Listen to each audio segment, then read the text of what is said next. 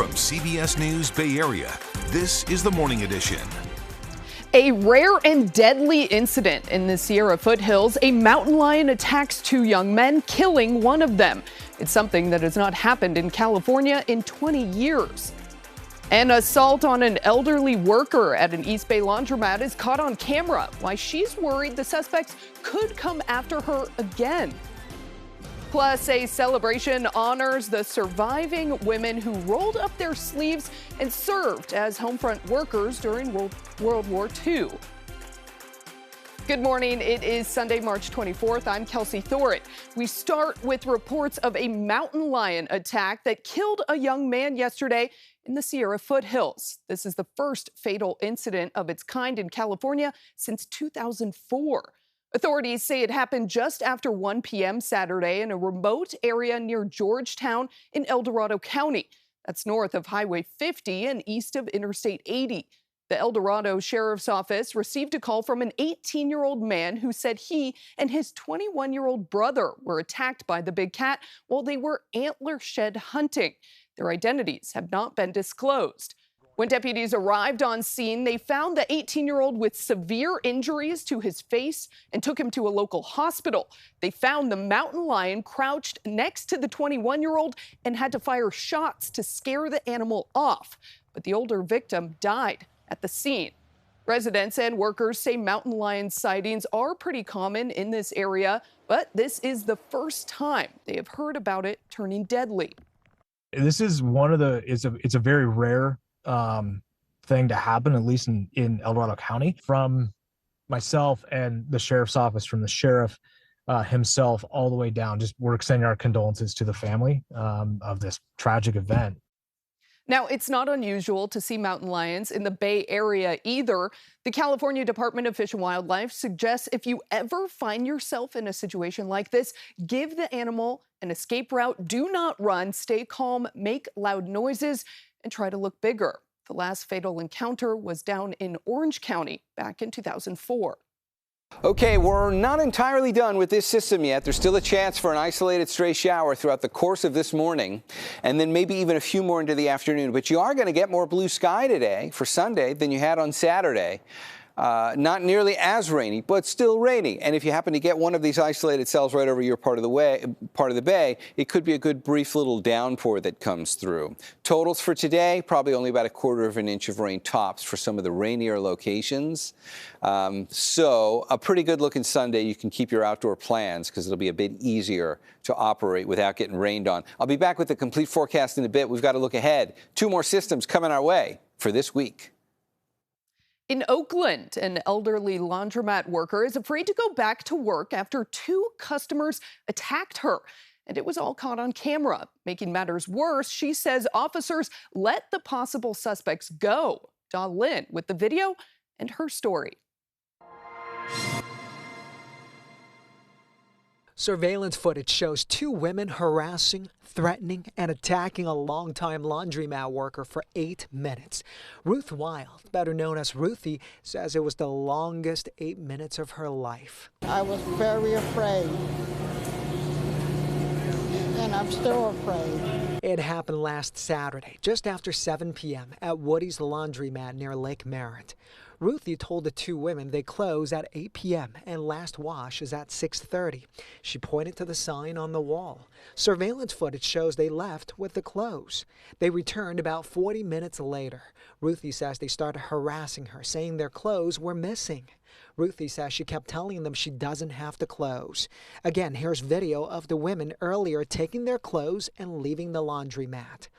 Surveillance footage shows the woman in the black hat grabbing Ruthie by her neck area, dragging her around, shoving her to the ground multiple times, and punching her 3 to 4 times. They punched me again, and hard enough that my nose was bleeding. I saw stars and light because they hit me so hard. Here's another punch landed right on her face.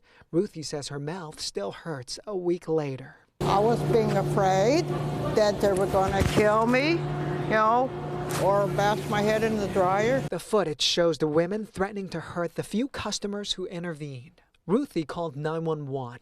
Oakland police tell us they cited the woman in the black hat. Police released both women. It's a misdemeanor, and they can't do anything about it. How do you feel about that? Very angry, very angry at the system. That type of assault, is that considered a misdemeanor? Robert Ma, one of the laundromat owners, believes it's also elder abuse. Ruthie is 65 years old and weighs 88 pounds. Everybody knows Ruthie. They love Ruthie, man. Nobody ever had any problem with her. She's super nice. Our regular loves her. Ruthie has worked at Woody's for 27 years, but hasn't come back to work since the attack. Because I'm afraid they're going to come back and do me in. Similar to a speeding ticket, Oakland police say the woman who was cited was given a court date to appear in front of a judge. Ruthie worries the suspect will get away with simply paying a fine. Turning now to Berkeley, where firefighters and police are investigating a fire at a hotel as arson. This was the scene of the aftermath inside the Aiden Hotel on Saturday. It's located at Sacramento and University. Fire crews say the lobby has smoke and water damage. One hotel guest says he saw someone walk in, spill gasoline on the floor, light a fire, and run off. The guest also says he was the one who put the flames out with a fire extinguisher. The first thing both of us thought was, it's just water. Why is it's just for some poor guy pouring water on the floor? And we didn't think much of it. But then as soon as he pulled the lighter out, we realized this was a whole different thing. Firefighters say there was no damage to the upper floors. The hotel is closed until the sprinkler system is restored. Investigators say there is a person of interest, and thankfully no one was hurt. This weekend is the 14th anniversary of when former President Obama signed the Affordable Care Act, also known as Obamacare. To mark the occasion, former Speaker Nancy Pelosi gathered healthcare leaders in San Francisco to celebrate what she called, quote, a glorious step forward for the health and financial security of America's families. Today we're celebrating 14 years of not only passing it, not only saving it, but under President Biden, improving it with this different impact of the subsidies on other things. Pelosi says Republicans keep trying to roll back the policy and suggests this coming November's election will have a bearing on the future of the ACA. Richmond is home to the Rosie the Riveter World War II Homefront National Historical Park. That's where we sent John Ramos to check out a special ceremony honoring a group of Rosies. It took a world war for this country to learn to stop underestimating half of its population. But when the Rosies were finished, they'd not only won a war, they'd changed a nation.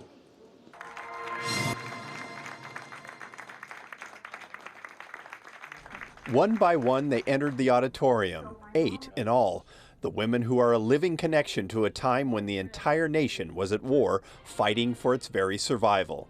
Before a gun can fire, a tank can roll, a ship can float, thousands upon thousands of men and women must work to get them ready. The so-called Rosie Roll Call at Richmond's Rosie the Riveter Visitors Center featured women now in their 90s and beyond who answered Uncle Sam's call for homefront workers. It's been more than 80 years since Vida Fota was a young woman sewing shirts for the Navy and greeting troop trains. But it feels like only yesterday. I could picture myself all over again, meeting the trains and sewing all day long. It stays with you for the rest of your life? Yeah. Oh, yeah. I still think about it. It's something none of them will ever forget, when America was forced to give up the limitations it had put on its women. And in the process, the women themselves found a strength and confidence they didn't even know they had. Yeah, it strengthened my backbone, became a stronger, mentally a stronger woman, knowing that we could do these things. Elizabeth Tate learned to be a machinist and a streetcar operator. Yeah, it showed that if I want to, I can do anything I want to do. Just put your mind on what you're doing, and it happens a lot in life. When the war ended, there was an attempt to send women back to their traditional roles, but that ship had sailed. There was no going back for them. Everybody was asked to come in and help with the war effort. And when they did, they didn't want to go home. They didn't want to go back to being housewives. They didn't want to go back to being cleaners or nannies. So that was really, I think, the start of what changed our history in terms of the workplace. It is a history that echoes still today, not just for women, but for people of color as well. Willa Mae Thomas is a former Rosie who, these days, inspires young black students with her tales from the Richmond shipyard. And I tell them all the time, one of these days you will read about it when you're at Harvard, and it makes them feel good. In this time of great division, it's hard to imagine the country working together for a common goal. But Willa Mae says it's needed as much now as it was back then. It meant that we had to fight for our country, and we had to work together and keep this country. And now it's more than ever. We got to keep this democracy going. And all that brings back that we have to remember how that was then. Because I remember how it was then. It was scary time. But we gotta know it's gotta be all right. At the time, none of these women imagined what they were capable of doing. But once they did it, it opened doors for the generations to come. And yesterday's Rosie's roll call in Richmond was also meant to be a local observation of the National Rosie the Riveter Day, which happened last Thursday.